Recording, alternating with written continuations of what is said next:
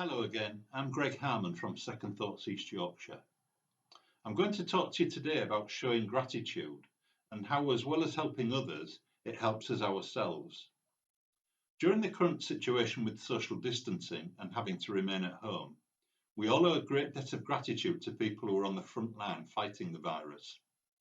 This includes people working for the NHS, indeed including my own two nieces, one a nurse and the other an ambulance technician.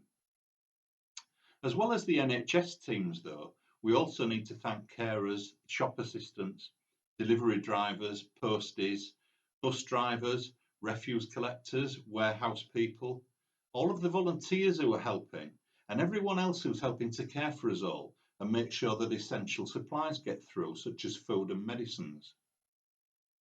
But is gratitude beneficial to our own mental health?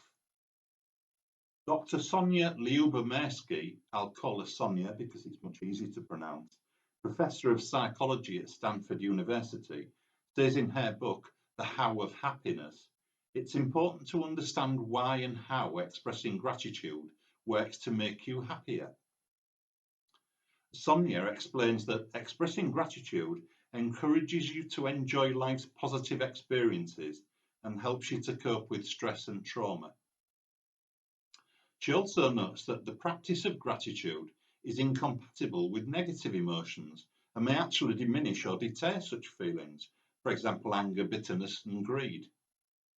In other words, by showing gratitude, it offsets the feelings which lower your mood.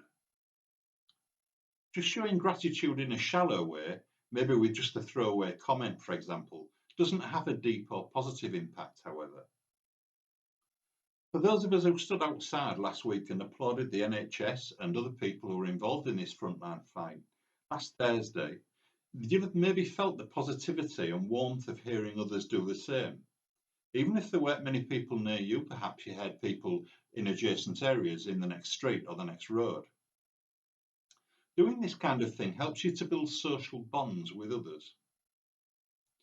Now, to demonstrate how shallow gratitude has very little impact, Sonia quotes a lady called Karen who decided to write on a Facebook page about what she was grateful for every day for a month.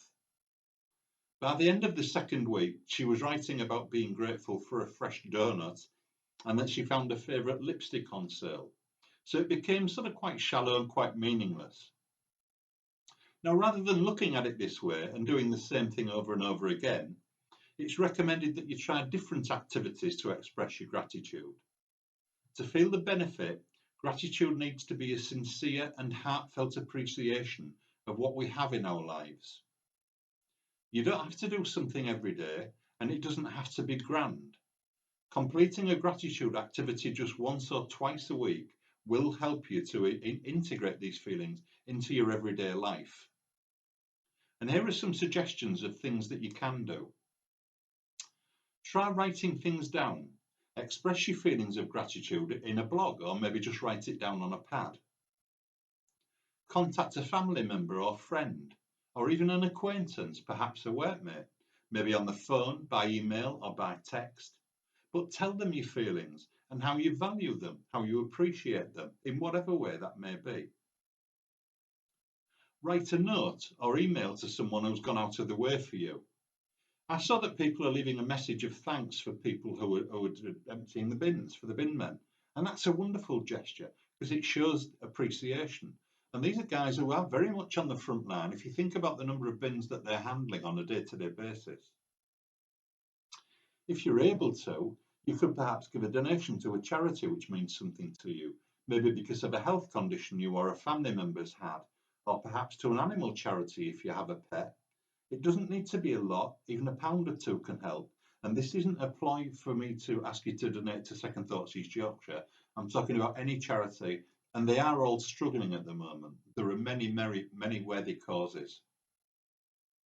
Spend some time thinking about something that's made you particularly grateful. Perhaps something that a member of your family's done who's living with you now, or perhaps a neighbour who's helped, or someone who's helped to deliver food or medicines for you. By focusing on gratitude, it helps to think about what's good in our lives, however small that may be. It applies our minds to positives rather than negatives because we're looking at the things that are right for us, not the things that are wrong. And improves your mood as well through the impact of releasing endorphins, which are the feel-good factor. These are chemicals, if you like, within the brain, which help you to feel more positive, more upbeat. In essence, it's happiness. Very, very importantly, it makes other people feel good as well as you. So please try doing something. Do one of these things or something that you can think of yourself, and let me know what you do and how it helps. Thank you. Take care, and I'll see you soon.